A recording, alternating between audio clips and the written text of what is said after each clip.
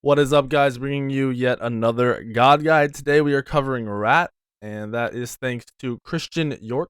As you can see here, he wanted Rat to be done, so we're going to go ahead and do some Rat Guide real quick. It's pretty standard with most of the assassin builds, assassin play. Rat is one of the most aggressive and simply best ranked gods right now coming out of the jungle, in my opinion. So we're gonna go ahead and jump right into it. As you know, on Rat, on Circat, on Rat, you do not get boots. So let's see. I really don't even know how his. Oh, it shows the acorn. Okay, so you're getting acorn. Obviously, you want to start with Bumba's bluestone. Now, this is very, very important on Ratatoskr because you start with rank 1 of your acorn. Is it gonna let me show you rank 1 of the acorn? Am I missing something? All right, whatever. So no, it's not. Rank 1 of the acorn is 6% movement speed, I believe. 6 or yeah, it's definitely 6. You're getting movement speed at level 1 no matter what. Like, you start with movement speed. You start with boots 1, but it's free. It's better than boots 1. So going Bumbas and Bluestone is going to give you extra damage while also maintaining more movement speed than almost every other god on the map at level 1.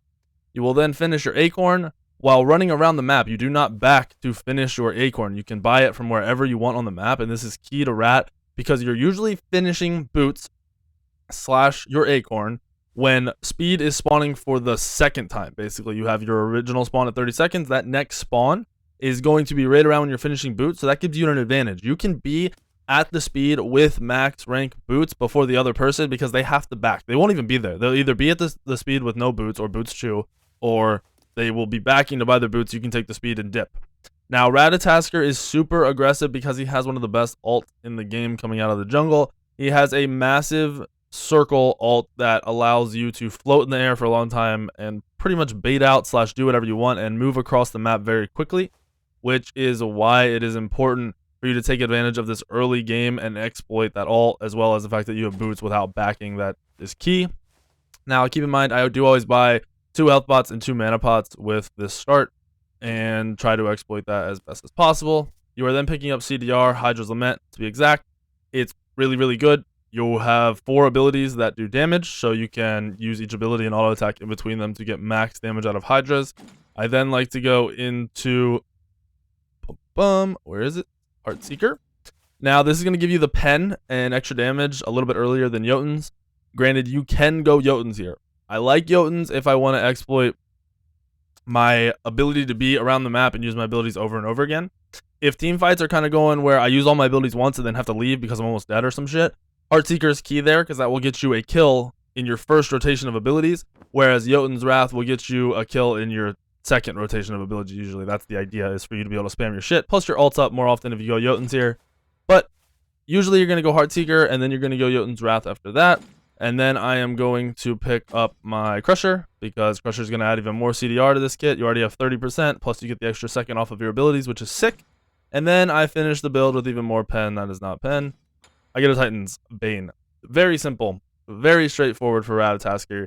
Heartseeker is just pretty much thrown into all these ability assassin builds, and you just replace whatever item you want. As always, you can replace Crusher with a defensive item if you need it, or if you just feel like running some other weird build or want to throw some stupid item in there, replace Crusher, and you'll still be good with the kit.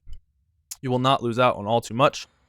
Abilities, I'm maxing my 3 first because it allows you to stun fight while also clearing and doing a lot of damage. I am then going my 1 for the mobility and the ability to be aggressive and chase people.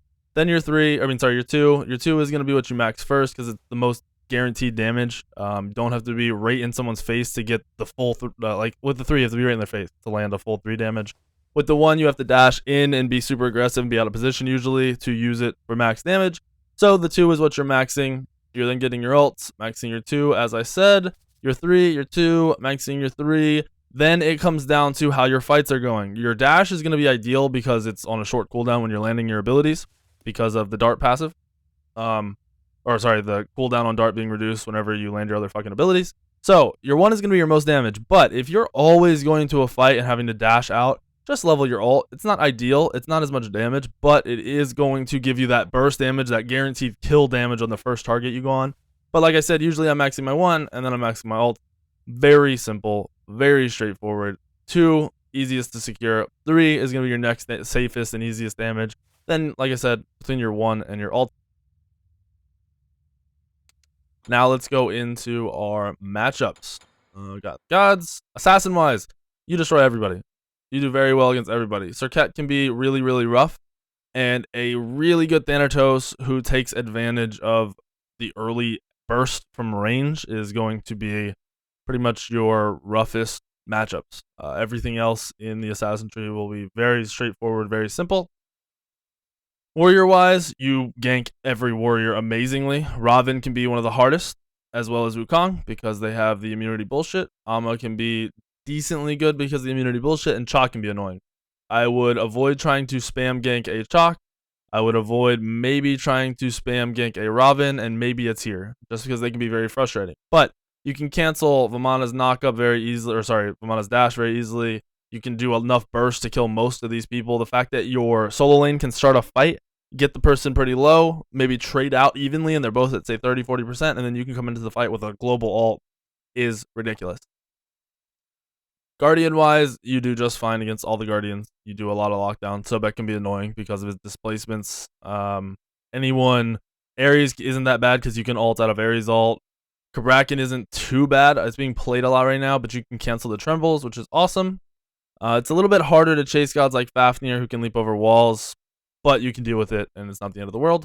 Mage-wise, you do amazing against everyone, except, in my opinion, I don't like to play against Poseidon. Janus can also be very annoying, and Isis usually isn't too bad because you can dash cancel the Wind Gust.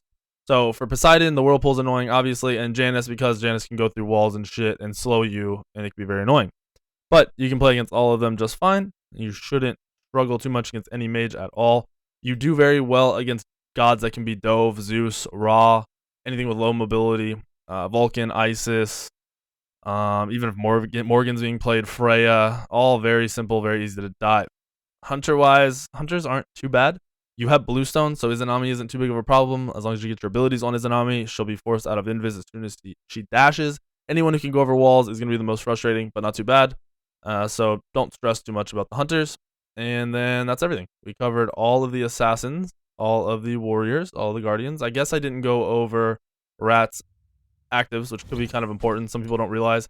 You almost always want boots. Or sorry, not boots, beads. As always, you don't want to get called out. Your second active is super up in the air. I don't think you need blink 99.9, like maybe not. Maybe I'll go blink like 10% of the time for fun. Usually it's not because it's needed. Sometimes it is, very rarely.